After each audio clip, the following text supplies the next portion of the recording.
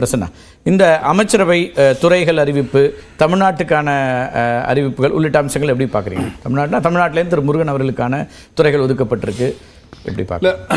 இந்த அமைச்சரவை மாற்றத்தில் நம்ம சமூக நீதியின் பார்வையில் தான் ஒரு பார்வை பார்க்குறோம். 72க்கு மேற்பட்ட அமைச்சர்களை அவங்க வச்சுருக்காங்க. அதில் 27 பேர் ஓபிசிஸ், தட் இஸ் பிசி எம்பிசியை சார்ந்த 27 பேர், ஷெட்யூல்டு காஸ்டை சார்ந்த பட்டியலினத்தவர்கள் 10 பேர், ஷெட்யூல்டு ட்ரைபை சார்ந்த 5 பேர். மற்ற எல்லாரும் யாரு அப்படின்னு ஒரு கேள்வி வச்சிங்க அப்படின்னா, தேர்தலுக்கு முன்னாடி தேர்தலுக்கு முன்னாடி ஒரு மாசத்துக்கு அந்த பொது பிரிவினர் தான் இங்க பிரச்சனை. த பிரிவிலேஜ் கம்யூனிட்டின்றீங்கல்ல, அந்த அம்மா சொன்னாங்க, தேர்தலில் நிக்கிறதுக்கெல்லாம் எனக்கு பணம் இல்லை, என்கிட்ட சுத்தமா பணம் கிடையாது. அப்போ தேர்தலில் நிற்கணும்னா பணம் தான் வேணும் அப்படின்னா பணம் செலவு பண்ணுற அளவுக்கு எங்கிட்ட வசதி இல்லைன்னு சொல்கிறவங்க 3 முறை கான்சிக்வெண்ட்டாக முக்கியமான பொறுப்பில் உட்கார வைக்க முடியுது அப்படிங்கிறது இருக்குல்ல, அது எந்த தகுதியின் அடிப்படையில் அவர்கள் உட்காருகிறார்கள்? அது பிரதமருடைய ப்ரோரோகேட்டிவ் தானே, யாரை அமைச்சரவையில் வைத்துக் என்பதும். எனக்கு தான் அதுக்கு அதிகாரம் இருக்கு, நான் பார்க்கணும். ஆச்சாரி என்ன சொல்றாருன்னா, ஒவ்வொருத்தருடைய அனுபவம், துறை சார்ந்த வல்லமை உள்ளிட்ட அம்சங்களை பார்த்து கொடுத்துருக்கோம். நாம சொல்றது இது ஜனநாயக நாடு, மக்களால் தேர்ந்தெடுக்கப்பட்டவர்கள் ஆள வேண்டும். நான் மக்களை சந்திக்க மாட்டேன், அவங்க சொன்ன ஸ்டேட்மெண்ட், மக்களை சந்திக்க மாட்டேன், தேர்தலில் நிற்க மாட்டேன், தேர்தலில் செலவு பண்ணுறதுக்கு எனக்கு பணம் இல்லை, ஆனால் நான் அமைச்சராக மட்டும் உட்காருவேன்னு சொல்கிறத எந்த அடிப்படையில் நீங்கள் ஏற்றுக்குவீங்க? இதுதான் சொல்கிறோம். இது இந்து ராஷ்டிராங்கிற அடிப்படையில் ஒரு வர்ணாசிரம தர்மத்தினுடைய உச்சாணி கொரும்புக்கான ஆட்சியாக மாறுவதனுடைய தொடக்கம் இதுதான் அப்படிங்கிறோம்.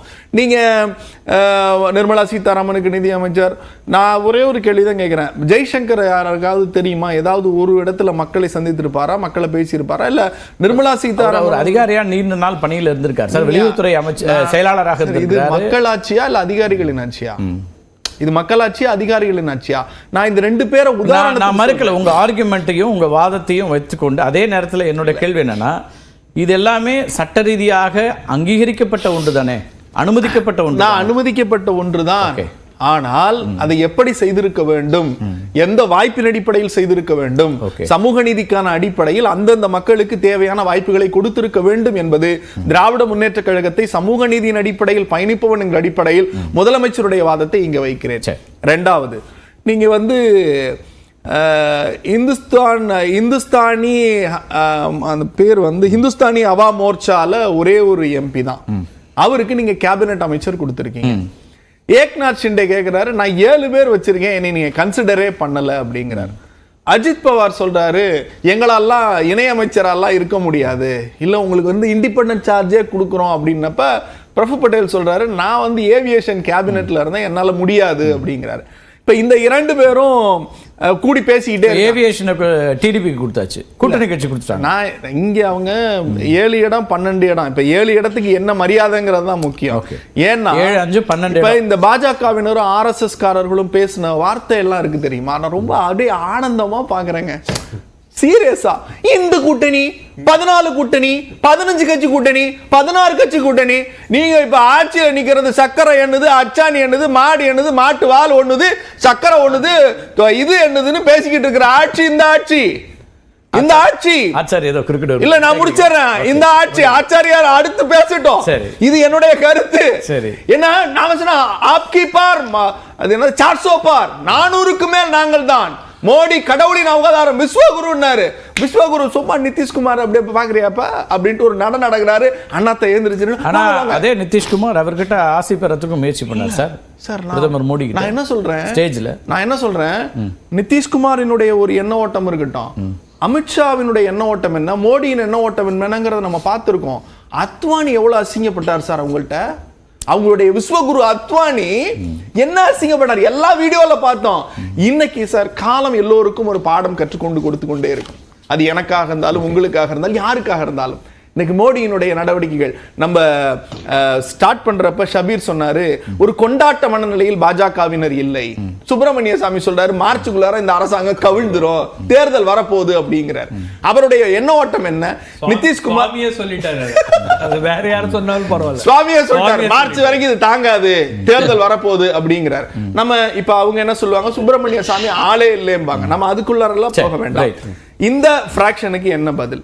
அதை போலவே இவர்கள் ஒதுக்கி இருக்கிற இடத்துல நாங்கள் வந்து எங்களுக்கு 2-3 நாளாக நாங்களாம் ஒரே பதட்டத்தில் இருந்தோம்.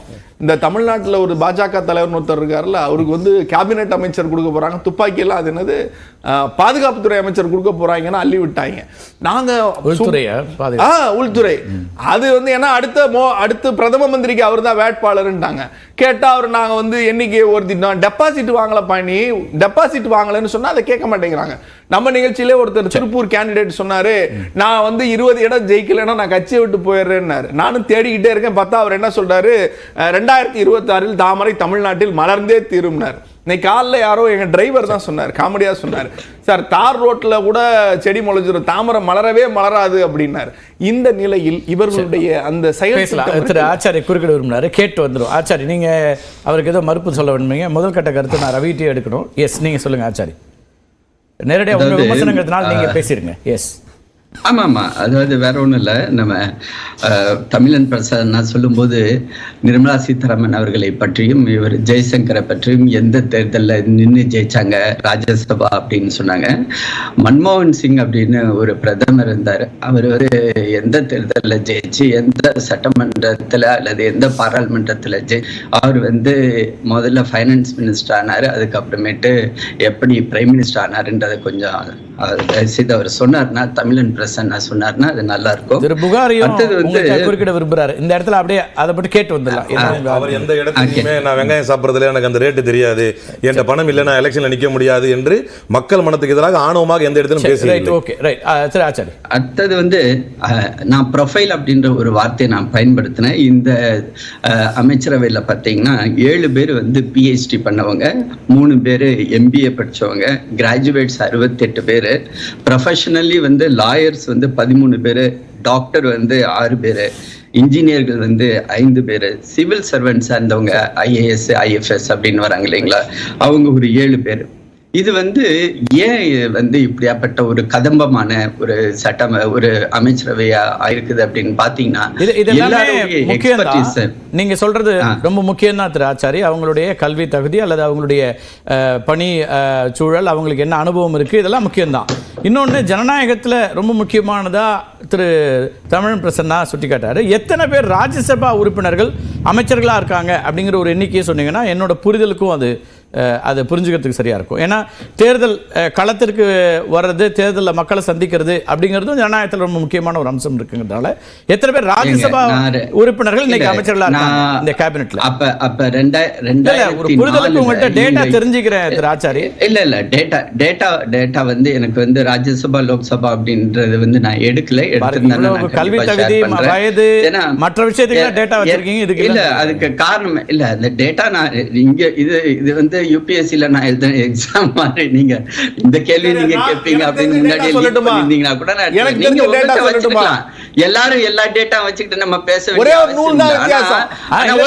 என்டிஏ அரசாங்கத்தை பத்தி இல்ல ஆச்சாரி, இல்ல வர என்டிஏ அரசாங்கத்தை பத்தி எல்லாரை விட உங்ககிட்ட தகவல் அதிகமா இருக்குமே உங்கள்கிட்ட நான் கேட்டேன். அதுதான் எல்லாரை விட ஆத்தென்டிக்கா நீங்க சொல்ல முடியுங்கிறதுனால நான் உங்கள்கிட்ட கேட்கிறேன். இல்ல பட் எனக்கு லோக்சபா வெர்சஸ் ராஜ்யசபா அப்படின்னு நான் எடுக்கல. நான் எடுத்திருந்தேன்னா கண்டிப்பா உங்க கூட ஷேர் பண்ணக்கூடிய ஆள் தான் நானு. ஆனா பிரசன்னா இதை முக்கியமான ஒரு அம்சத்தை விட்டுட்டாரு. நான் மன்மோகன் சிங்கை பத்தி நான் கேட்டேன். 2004 எல்லாருமே எதிர்பார்த்துக்கிட்டு இருந்தது, அங்க பிரணாப் முகர்ஜி அப்படின்னு ஒருத்தர் எதிர்பார்த்துட்டு இருந்தாங்க. அந்த பிரணாப் முகர்ஜியே பின்னுக்கு தள்ளி விட்டு மன்மோகன் சிங் அப்படின்ற ஒருத்தரை அந்த இடத்துல பிரதமரா அறிவிச்ச போது சோனியா காந்தி அறிவிக்கிறாங்க. எல்லாருக்குமே ஒரு ஆச்சரியமான ஒரு விஷயமா இருந்துச்சு. ஆக இது ஒரு ப்ரெரகேட்டிவ், யாருக்கு எந்த இடத்துல என்ன பொறுப்பு, எந்த துறையை கொடுக்கணும், அவர்களை மாற்றுக்கருத்தே இல்ல. ஆனா மக்களுக்கு பதிலளிக்க வேண்டிய கடமையும் பொறுப்பும் இருக்குதானே. மக்கள் கேட்பாங்க ஜனநாயகத்துல தேர்தல்ல அந்த கேள்வி அவங்க முன்வைக்கிறாங்க. உங்களுக்கு இருக்கக்கூடிய உரிமை நீங்க சொல்றீங்க, அது வேற. அது உரிமை மட்டும் இல்ல, அது ஒரு கடமையும் கூட. ஆனா அதே சமயம் கடமை எப்படி வரும்? இப்ப சொன்னாங்க இல்லீங்களா, இல்ல கடமை எப்படி வரும்? உரிமை ஓகே, கடமை எப்படி சொல்றீங்க? they are answerable to the parliament and indirectly they are answerable to the people. So இப்ப ஒரு முக்கியமான ஒரு பாயிண்ட் சொன்னாரு பாத்தீங்களா, ஏக்நாத் ஷிண்டே, அஜித் பவார் பத்தி எல்லாம். இது கூட்டணிக்குள்ளார என்ன கொடுக்குறாங்க. இப்ப உதாரணத்துக்கு அஜித் பவாரோட கட்சியோட சைட்ல இருந்து சொல்லும்போது அங்க என்ன அவங்களுக்கு வந்து ஒரே ஒரு எம்பி தான் அங்க இருந்து எலெக்ட் ஆகி வந்திருக்காரு. அதனால வந்து அந்த இடத்துல ஒரு minister of state independent charge கொடுக்கணும்னு சொன்னாங்க. அப்ப பிரபுல் பட்டேல் சார் ஒரு ஏவியேஷன் மினிஸ்ட்ரியில கேபினட் பொசிஷன்ல இருக்கிற ஒரு ஆளை கொண்டு போய் நீங்க வந்து டிமோட் பண்ணா எப்படி அவங்க ஏத்துப்பாங்கன்னு ஒரு கேள்வி. இப்ப இதோட முடியல. இப்ப வந்து அதுக்கு தான் அவங்கள்ட்ட சொல்லியிருக்காங்க, நீங்க வந்து யோசிச்சு சொல்லுங்க. அதுக்கு வந்து இப்ப இதோட இன்னைக்கு வந்து இந்த 72 பேருக்கு நேத்து வந்து பதவி பிரமாணம் செய்யப்பட்டு விட்டது, இன்னைக்கு துறை ஒதுக்கீடு செய்யப்பட்டது அப்படின்னா இதோட முடியறது இல்லை. இதுக்கு பிறகு வந்து இதுல வந்து அமெண்ட்மெண்ட் 5 ஆண்டுகள்ல என்ன மாற்றம் வேணா செய்யலாம், அதெல்லாம் மாற்று கருத்து இல்ல. இப்போ யாருக்கு என்ன வாய்ப்பு கொடுக்குறீங்கன்னு எதிர்பார்ப்பாங்க. அவர் என்ன சுட்டி காட்டுறாரு, ஒரே ஒரு எம்பி ஒரு கட்சிக்கு இந்த பிரச்சனை இல்ல. இந்த கேள்வி கூட உங்களுடைய உரிமை சார்ந்தது, ப்ரோராகேட்டிவ் எல்லாம் ரைட் தான். ஆனா அவர் என்ன சொல்றாரு, ஒரே ஒரு எம்பி இருக்கிற கட்சிக்கு இந்த போஸ்ட் கேபினட் பொசிஷன் கொடுக்குறீங்க, 7 எம்பி வச்சிருக்கிறவங்களுக்கு 5 எம்பி வச்சிருக்கிறவங்களுக்கு கொடுக்கலன்னா அவங்க கேட்கக்கூடிய நியாயம் ஒன்று இருக்குதானே. ஏன் இந்த கேள்வி உங்கள்கிட்ட வைக்கிறதுனா, நீங்க தான் சொன்னீங்க எல்லா விதமான விஷயங்களையும் நாங்க அலசி ஆராயிரோம், கட்சியுடைய பலம், கூட்டணியுடைய இது பிளஸ் அவங்களுடைய தகுதி, அவங்களுடைய வயது எல்லாத்தையும் பார்த்து தான் இந்த கேபினட், அதனால தான் இந்த காலதாமதம் அப்படின்னீங்க. அப்ப இதெல்லாம் கவனிக்கலையா? அப்ப எதிர்க்கட்சிகள், கூட்டணியில் இருக்கக்கூடிய கட்சிகள் உங்கள்கிட்ட வெளிப்படையா அந்த விஷயங்களை வைக்கக்கூடிய ஒரு இதை பார்க்கறது. திரு சுரேஷ் கோபி கூட நேற்றுக்கு வேறு விதமா ஒரு கருத்து சொல்லி இன்னைக்கு நான் இல்ல தொடர்கிறேன் அப்படிங்கிறாரு. என்ன கன்ஃபியூஷன் அதுல? இல்ல, அதாவது இது ஃபார்முலா வந்து யாரு இன்வென்ட் பண்ணா? நியூஸ் 18 தமிழ்நாடு சேனல்ல உருவாக்குன ஃபார்முலாவா? அதாவது இது மாதிரி ஃபார்முலாவை பேஸ் பண்ணி வந்து எந்த ஒரு அமைச்சரவையும் அமைக்கவே முடியாது. அப்படி பாத்தீங்கன்னா நார்த் ஈஸ்ட்ல இருந்து ஒரு சில எம்பிக்கள் வந்து அங்க இருந்து எங்களுடைய கூட்டணி கட்சியில என்டிஏ ஒரு ஃபார்முலாவே நான் சொல்லல ஆச்சாரி, நீங்க சொன்னீங்க நாங்க ஒரு ஃபார்முலா வச்சோங்க. இந்த ஃபார்முலா படி இல்ல, நீங்க நேரடியா ஃபார்முலா சொல்லல. நான் என்ன சொல்றேன், யார் சொன்னா ஃபார்முலா? இப்ப நீங்க சொல்றீங்களே இல்லங்க, ஃபார்முலா நீங்க சொன்னதா நான் அதுக்கு கவுண்டர் பண்றேன். ஃபார்முலாங்கிற வார்த்தையை சொல்லலையே தவிர நீங்க சொன்னீங்க இந்த அடிப்படையில் எல்லாம் நாங்கள் தேர்ந்தெடுத்திருக்கிறோம். நீங்க அடிப்படை வச்சீங்க இல்லையா சார்? நம்பர் இந்த நம்பருக்கு இத்தனை பேருக்கு இத்தனைன்னு யார் சொன்னா? ஏதோ ஒரு ஃபார்முலா நீங்க ஃபாலோ பண்ணீங்க இல்லையா? அந்த ஃபார்முலால இது சூட் ஆகலையான்னு கேக்குறாரு. ஃபாலோ பண்ண வேண்டிய அவசியம் சார். அதாவது ஒரு ஃபார்முலா, ஒரு எப்படியாப்பட்ட, அது என்ன வேணாலும் நீங்க வார்த்தையை யூஸ் பண்ணுங்க. அது எங்க சைடுல இருந்தோ எங்க கட்சி சைடுல இருந்தோ என்டிஏ சார்போ யாராவது சொன்னாங்களா? நீங்க வந்து அங்க உட்கார்ந்துகிட்டு ஃபார்முலா மாதிரி உருவாக்குனீங்கன்னா அதுக்கு நம்ம எப்படி பதில் சொல்ல முடியும்? ஆசீர்வாதம் சொல்லுங்க, கேட்டுட்டு இருக்கேன். நீங்க என்டிஏ 3வது ஆட்சியில மகிழ்ச்சியா இருக்க வேண்டிய, ஏன் இவ்வளவு டென்ஷன் ஆவறீங்க? ஜாலியா இருங்க. நீங்க டென்ஷன் ஆயிட்டு மகிழ்ச்சி இல்லங்கிறது உங்க பாதத்துல தெரியுது பாருங்க. அவ்வளவு டென்ஷன் ஆவறீங்க. ஜாலியா இருங்க. பேசிட்டு இருக்கேன். நான் ஜாலியா தான் பேசிட்டு இருக்கேன். நீங்க ஒரு ஃபார்முலான்ற ஒரு வார்த்தை எங்கேயுமே இருந்து கொண்டு வந்து ஃபார்முலா தப்பு இல்லையே பேசுறோம் அப்படினா ஃபார்முலா தப்பு இல்லையே. ஃபார்முலா யார் சார்? நான் கேட்ட கேள்வியே ஃபார்முலா தானே. சமூக நீதிங்கிறது ஃபார்முலா தானே. ஒடுக்கப்பட்ட மக்கள் உயர்த்தப்பட வேண்டும். நீங்க ஒரு நிமிஷம், சீக்கிய கம்யூனிட்டில அங்க பாருங்க, சிங் கம்யூனிட்டி, சீக்கிய கம்யூனிட்டில நீங்க யாருக்கு கேபினட் கொடுக்கல, 3 பேருக்கு இணையமைச்சர் கொடுத்திருக்கீங்க. ஆனா காங்கிரஸ் பிற்படுத்தப்பட்ட மன்மோகன் சிங் என்கிற ஒருவரை கொண்டு போய் உள்ள உட்கார வச்சாங்கல்ல. பிரதமர் நரேந்திர மோடி பிற்படுத்தப்பட்ட சமூகத்தை சார்ந்தவர் தான் சார். அப்புறம் அவர் சொன்னதுக்கு பதில் சொல்றேன். அவங்க அந்த கம்யூனிட்டி அவங்க கொடுக்கலங்கறதையும் சொல்றேன். ஓகே ஓகே வர பிரசன்னாட்ட கருத்தை சொல்ல ஒரே ஒரு பாயிண்ட். நான் என்ன ஒருத்தரோட முதல்ல கருத்தை எடுக்கல சார். இத மட்டும் சொல்லிடுறேன், அதுக்கு அப்புறம் நீங்க போங்க. பிரசன்னாவே சொன்னாரு 27 ஓபிசி கொடுத்திருக்காங்க. ஷெட்யூல் காஸ்ட்ல 10 பேர், 5 பேர் ஷெட்யூல் ட்ரைப், அப்புறம் புத்திஸ்ட் ஒருத்தவங்களுக்கு, சீக்கிய மதத்துல இருந்து 2 பேருக்கு, ஒரு கிறிஸ்தவ மதத்துல இருந்து கொடுத்திருக்காங்க. அப்ப இதெல்லாம் உங்க கண்ணு படலையா? இதெல்லாம் சமூக நீதி கிடையாது. சமூக நீதி கிடையாது. இஸ்லாமியர்கள் சார் முஸ்லிம்க்கு முஸ்லிம் கொடுக்கணும், அத பிரைம் மினிஸ்டர் கொடுப்பாரு. நீங்க வந்து நீங்க 5 ஆண்டுல இல்ல சார் நியாயம் சார். நீங்க நாட்டு மண்ணுக்கு மண்ணாக உயிருக்கு உயிராக இந்திய பிரிவினைவாதம் பேசி முதல்வர் ஜின்னாவை புறக்கணித்து இந்தியா என் தாய் நாடு என்று தீர்மானம் போட்ட அப்துல் கலாம் மௌலானா ஆசாத் இருக்கார் இல்லையா? இந்தியாவினுடைய முதல் கல்வி அமைச்சர், ஐஐடியை நிறுவியவர், அவர் வழிவந்த பிள்ளைகள் இங்கே இருக்கிறார்கள். பேசலாம் வர வர முடிவு பண்ண வேண்டிய அவசியம் இல்ல ஆச்சாரி வர அதுல என்ன கேள்வி இல்ல சார். இது ஜனநாயகம், உங்களுக்கு உரிமை இருக்கு, எனக்கு உரிமை இருக்கு. ஜனநாயகம் வர ஸ்டாலின் வந்து ஆச்சாரி வர ஸ்டாலின் யார கொடுக்கணும்? அப்ப ஏன் உங்களை வந்து பேசலாம் அடுத்த சுற்றுல விவாதிப்போம். நான் ரவிட்ட பேசுறேன். பிரசன்னா நீங்க உட்கார்ந்துட்டு இங்க பேசிட்டு சொல்லுங்க. சொல்லுங்க. நான் வர நான் பேசலாம்.